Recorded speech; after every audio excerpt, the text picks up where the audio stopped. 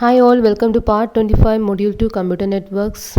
So module 2 is basically about data link layer, and we saw many design issues of data link layer including flow control, media access control, error control and so on. And now we move on to the so-called IEEE 802 family. So we will give an introduction to 802 family, and then we will discuss that so-called 802.3 Ethernet standard in detail. So many of the designs of personal, local and metropolitan area networks have been standardized under the name of IEEE 802. So IEEE 802 is a standardization by which most of the local area networks, metropolitan and wide area networks were standardized. So a few have survived but many have not, and we will look into one of the most well-known survived category, that is 802.3 in detail. So the most important of the survivors are of course this 802.3 Ethernet, and 802.11 is another one, wireless net. So that also we will cover. So Bluetooth is otherwise called wireless personal area network, something we already touched upon. Is widely deployed and has now been standardized outside of 802.15. So this is the standardization. So you can remember these numbers and you can link with the protocols like Bluetooth 802.15, 802.11 wireless LAN, 802.3 Ethernet. So like that many 802 family were there, and another member of this family is something well not which needs some attention is 802.16, which is a wireless metropolitan area network.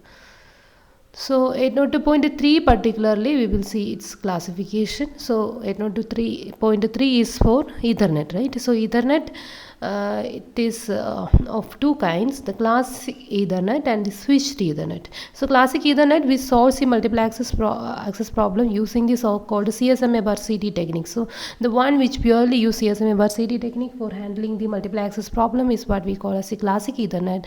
But when it comes to switched Ethernet, it is actually collision free in which the devices called switches are used to connect different computers, and as there are no chances of collision, the so-called CSMA bar CD protocol is not used in switched Ethernet. But together when it sometimes the switched Ethernet and classic Ethernet will together exist, and that time CSMA bar CD is of course used. So that about it. And these switches it's a data link layer device, and we will see this in detail when we cover the switched Ethernet. So it is important to note that while they are both referred to as Ethernet, they are quite different in the sense classic Ethernet and switched Ethernet. The classic Ethernet is the original form of Ethernet, and that ran from with the data rate that is 3 megabits per second. So that is for the very first category of classic Ethernet. We will see its history to 10 megabits per second. Okay. Now when it comes to switched Ethernet, it is that what Ethernet has become and run at one second.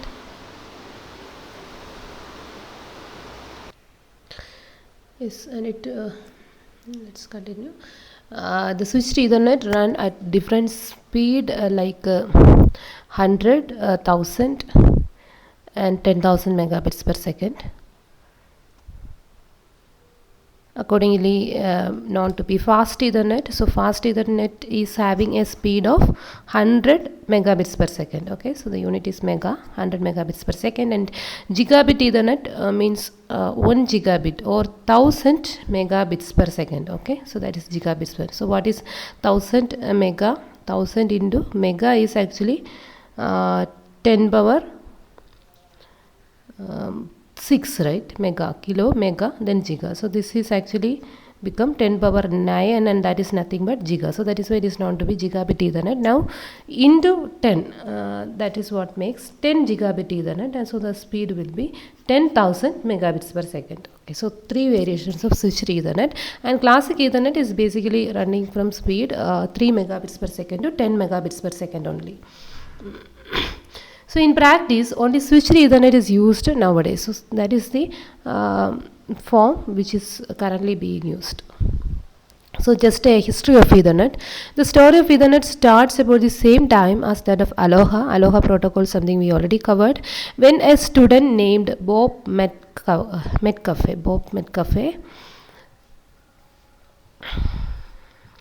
sorry. Bob Metcalfe, got his bachelor degree at MIT and then moved for his PhD at Harvard. So, what happened that time? So, during his studies, he was exposed to Abramson's work, that is Pure Aloha, something that we already covered, and he got chance to work with him.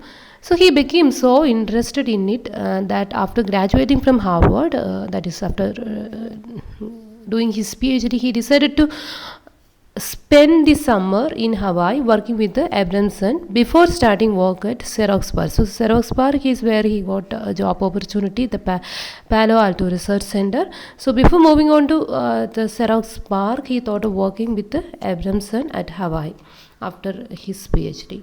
So when he go to Park, and by that time he is having sound knowledge about Abramson's work of the so-called Aloha, he saw that the researchers at this park were there had designed and built what should later known as the personal computers. So that is a time when these personal computers came into market, but these machines were found to be isolated. So if we can interconnect them, we could have some kind of communication possible, right? So using his knowledge of Abramson's work, the Pure Aloha, he together with his colleague David Boggs. So two persons behind the so-called Ethernet is David Boggs and Bob Metcalfe, right? So designed and implemented the first local area network. So you can refer this paper Metcalfe and Boggs 1976. You will get more detail into it, and it is using a long thick coaxial cable. So using a thick coaxial cable, the devices were connected to each other. So this is something also known to be the thick Ethernet, like that, and that ran at speed of 3 megabits per second. So this is what we start the classic Ethernet, varying with having speed ranging from 3 to 10 megabits per second, and that 10 megabits per second variation we will see. They call the system as Ethernet after the luminiferous ether. So ether, what is that? Through which the electromagnetic radiation was once thought to propagate. So initially people thought like the electromagnetic waves were able to propagate through the ether medium, or such a medium is needed for the electromagnetic wave. But our current study, later on we realized that it is not about such an ether medium is not needed for the electromagnetic wave. They can propagate even in vacuum. So, and that is the point, the concept changed. But when this Ethernet concept was there, when people come up with Ethernet, that particular network, they given the name by thinking that the signals were propagating through the ether medium, right?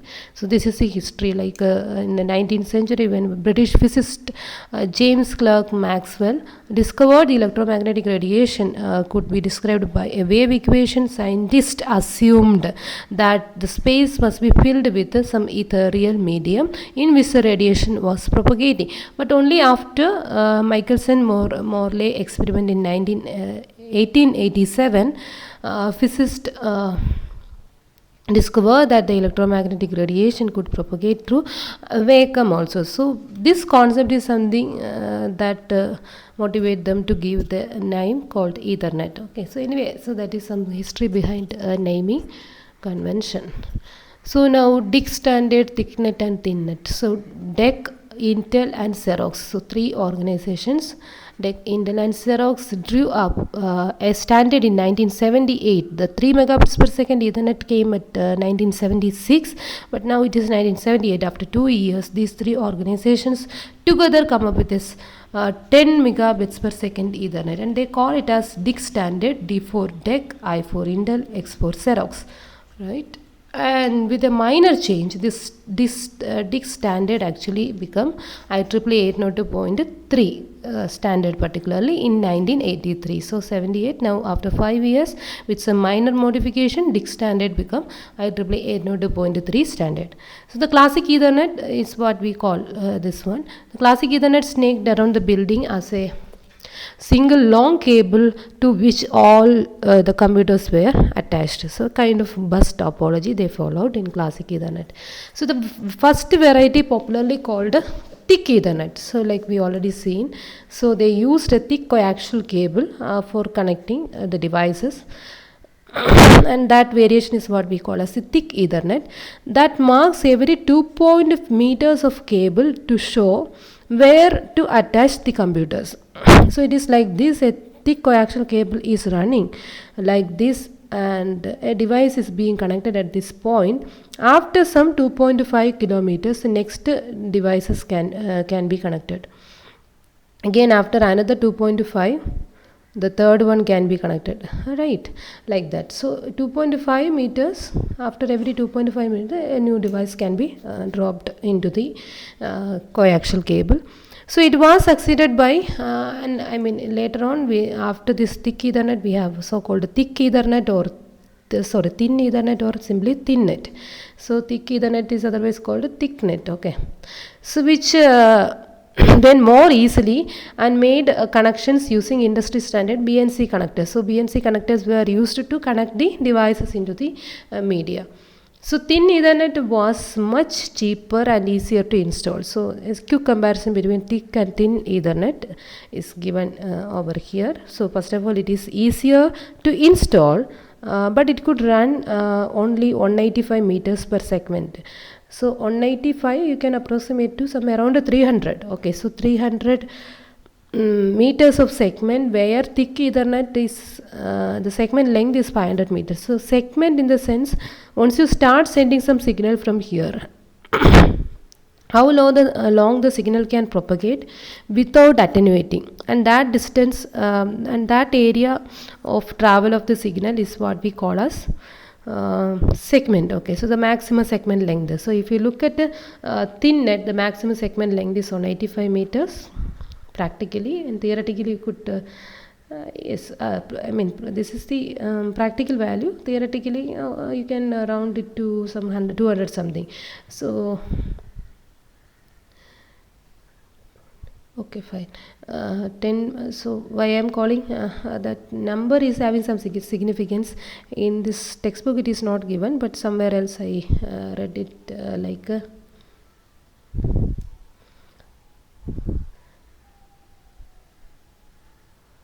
yes, we used to call this Ethernet with some different terminology also, like 10 base T.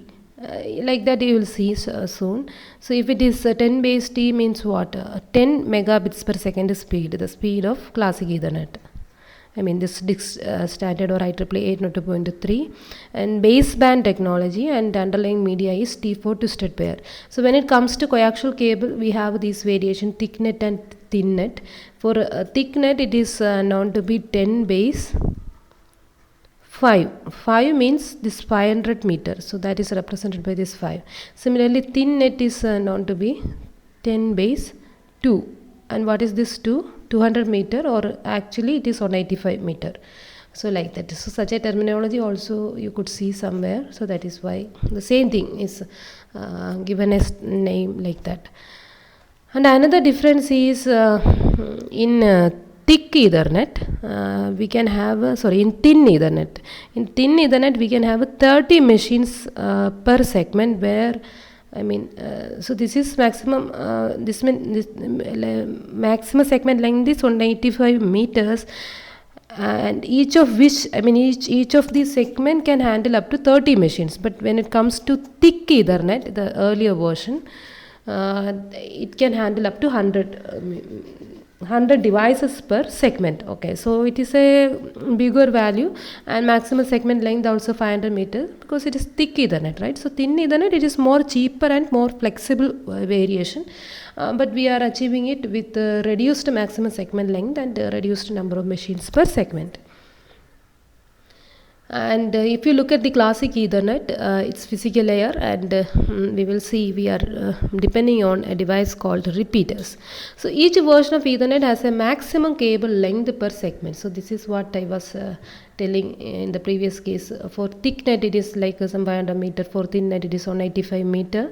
So what is this maximum cable length per segment means unamplified length. That means once you start sending the signal, how long the signal can go without any amplification, without attenuation. But after some time the signal will start attenuating and it will lose its strength, and that is where if you want to propagate the signal further, but you are supposed to regenerate the signal. That means this attenuated signal, you have to take some device should be placed here, and it should take the attenuated signal and it has to amplify it. Amplify in the sense it's not amplification means you are further amplification. It is not like that. You are simply regenerating the signal. That is the correct terminology. The original signal you just want, it is not amplification, but to regenerate the signal some kind of amplification is needed, but you are not amplifying more, you are just amplifying up to the original signal level. And this is the device called a repeater. Okay, something we already seen. So to allow large network means in normal case signal can travel up to some maximum segment length, and after that it is supposed to attenuate, right? So if you want to extend a signal to travel a long distance and to make a larger network, what you can use is you can depend on a physical device called repeaters. Now a repeater is a physical layer device that receives amplifies in the sense it's not just amplification up to the level of regenerating the signal, okay, and retransmit the signal in both direction. As far as software is concerned, a series of cable segments connected by repeaters is no different from a single cable. So from the software part, it will view it as a single cable connecting all the devices, but on the background, on the physical layer, we have a series of smaller segments connected by means of repeaters, except for a small amount of delay introduced by the repeaters. So of course for the regeneration of the signal, some small delay will be there. So other than that, the software will feel it as a single long cable.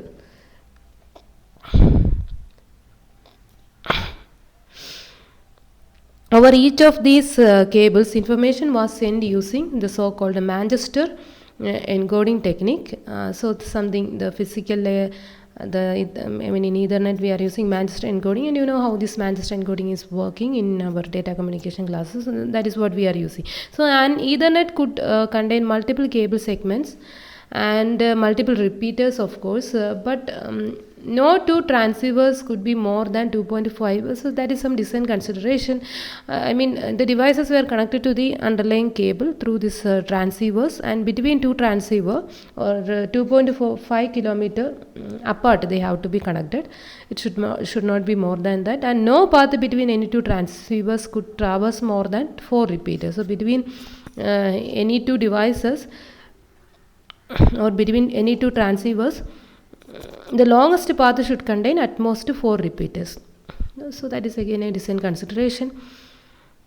And you can view the architecture of a classic Ethernet like this. So this is what we said, like devices were connected through transceivers to the media is what we call as the Ethernet, and this is the device interface.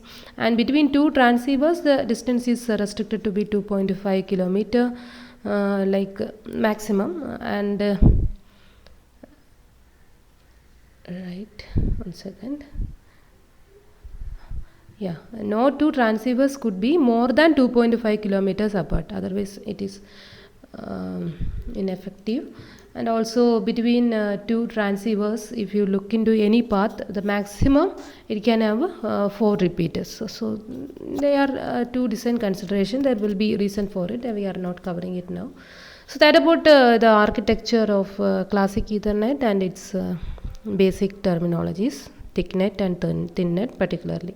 We will see more into Ethernet in our subsequent lecture. Thank you.